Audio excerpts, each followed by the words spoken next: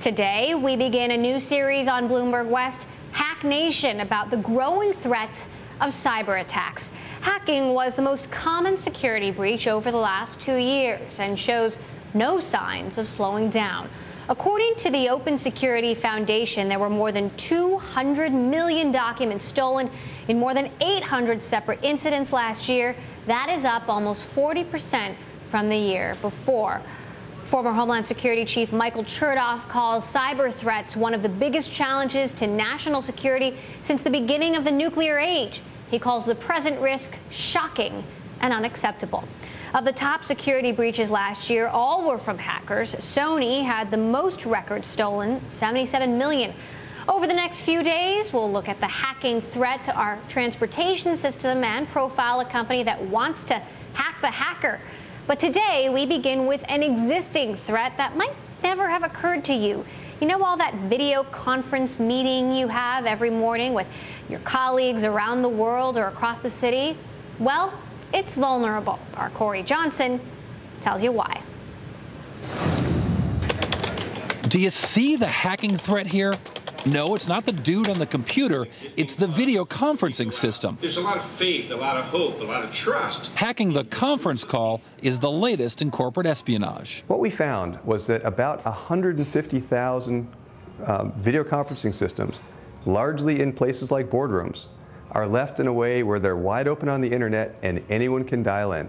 Your private meeting can be hacked in minutes. From an absolute standing start, you can download a piece of software from the internet. It'll take a grand total of maybe 5 minutes. From that point, you type in an address, and you're connected within a few seconds, and you're live watching whatever you're seeing. It's that easy. The FBI found out the hard way in January when the hacker group Anonymous intercepted a conference call between the FBI and UK authorities. And if the FBI is vulnerable, you can bet that corporate conversations and privileged strategies left up on whiteboards are easily accessed. So as companies plow into video conferencing systems, and some $700 million were spent in Q3 last year, according to Wayne House Research, they're inadvertently opening the door to a dangerous telecommunications hack. We've had numerous systems, including video conference systems, copiers. A couple years ago, we hook a lot of these devices up to our organization's networks, not thinking about the ramifications of connecting such devices to our networks. There are, of course, companies lining up to defend against these hacks, like Boston-based Rapid7, whose software seeks out weak links. Rapid7 says sometimes the best thing to do is to unplug, removing systems from the internet altogether and turning off the auto answer. And if all else fails? Consider using a lens cap, literally, if you're still concerned. If all of the other steps don't make you feel safe enough.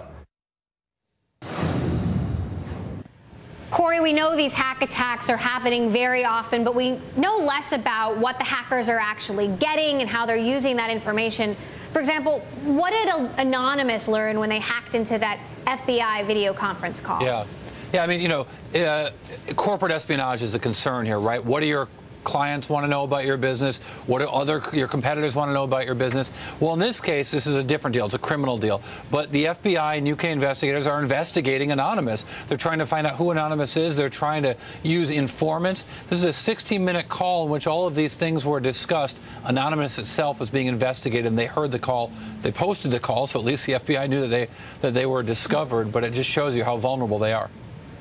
Indeed. Thanks so much, Cory Johnson. Our Hack Nation series continues tomorrow. We'll profile a company that wants to hack the hacker. Instead of blocking hackers, this company focuses on distracting them with false information and plays tricks on them until they give up and give in.